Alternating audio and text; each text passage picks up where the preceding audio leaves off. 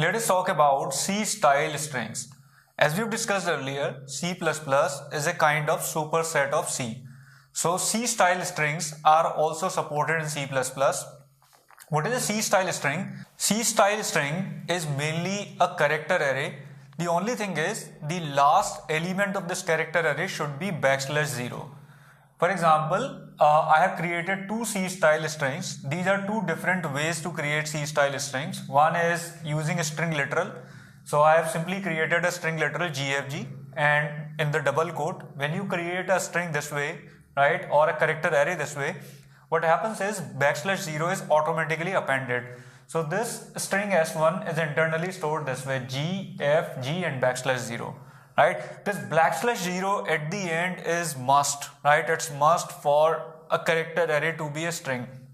And \0 is also called string terminator and has ASCII value 0.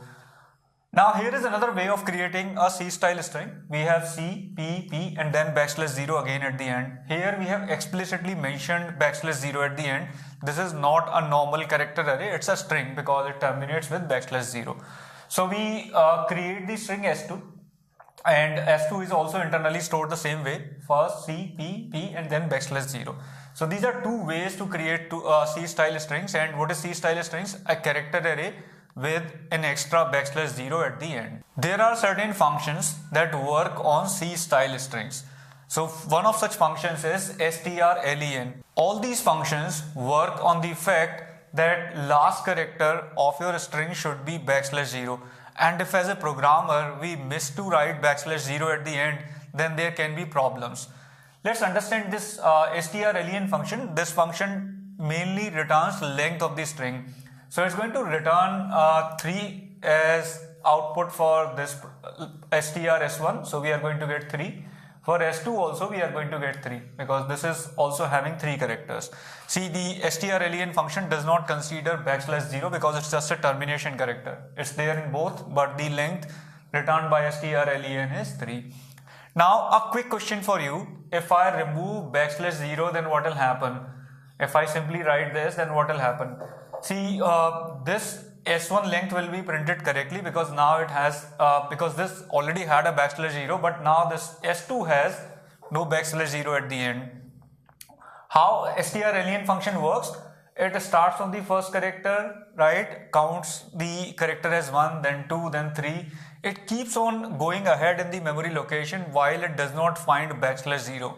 So what might happen when you call strlen for this modified S2, you may get some arbitrary length or your program might crash also. There may be runtime error because strlen function might try to reach some location which is not accessible to this program. Or it might happen that it finds some characters, then it finds a \0 in the memory. So you might get something 6, 7 as output. When I ran this program on online compiler of Geeks for Geeks, I got the output as 6, although there are only 3 characters. What happened? After 6 characters in the memory, it found \0, right? So you might get some unexpected runtime errors, bugs if you don't put a \0 at the end in your character array. And these C style functions, they all rely on this fact. Let's now see strcmp function for C style strings. So strcmp functions compare two strings lexicographically, and if the string S1 that you provide to strcmp, if it is lexicographically same as S2, which means they both are same, then it's going to return a 0 value. Your result is going to be 0. If S1 is lexicographically smaller, then it's going to return a negative value. If S1 is lexicographically greater, then it's going to return a positive value. Now, what is lexicographically smaller, greater and same? If both the strings are same, then they are called lexicographically same or same. Now, what is smaller? What happens when we compare two strings? We begin from the first characters. And as soon as we find a character which is greater, right, in terms of ASCII values or in terms of alphabetic sequence, we say that a string is greater. So what happens here? We compare A and G is greater. So we immediately say the string S1 is greater. That's why we get a positive value as an output. So we do not go in the if case, we do not go in else if, we come here and we print greater. Now let's take some more examples. Suppose I had the string as G, F, G and then say I had D. So what happens in this case, these two strings are compared one by one, G and G compared, F and F compared, G and G compared. Now this string terminates. As soon as one string terminates, the other string is declared as greater if the other string has extra characters, right? So this string has extra characters, so it is declared as greater, right? Because this D is anyways going to be greater than backslash 0 because ASCII value of backslash 0 is 0, right? So the idea is simple. Keep comparing both the characters, and if you find a character in any of these strings which is lexicographically greater, as soon as you find such a character, you immediately decide that string greater. And if you reach the end of one string, then you are again going to decide the other string as greater.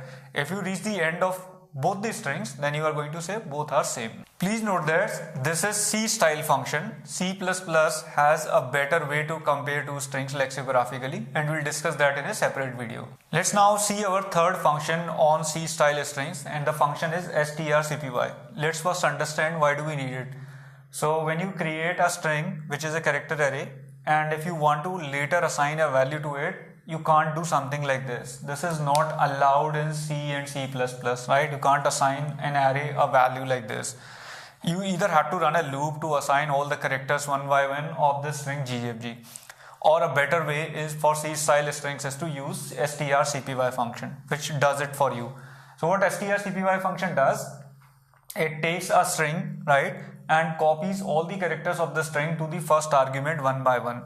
So what str is going to have, str has 5 blocks of memory. It's going to get the G first, then F first, then G, then a backslash 0, and this space is unused, right?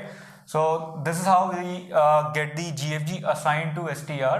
And now if you print str, it's going to print GFG. It's going to stop as soon as it finds a backslash 0, and all the other functions are going to work on the string because a backslash 0 is there. Please note that we have discussed 3 functions of C style strings. There are more functions for C style strings, but it's better to use C++ style strings always.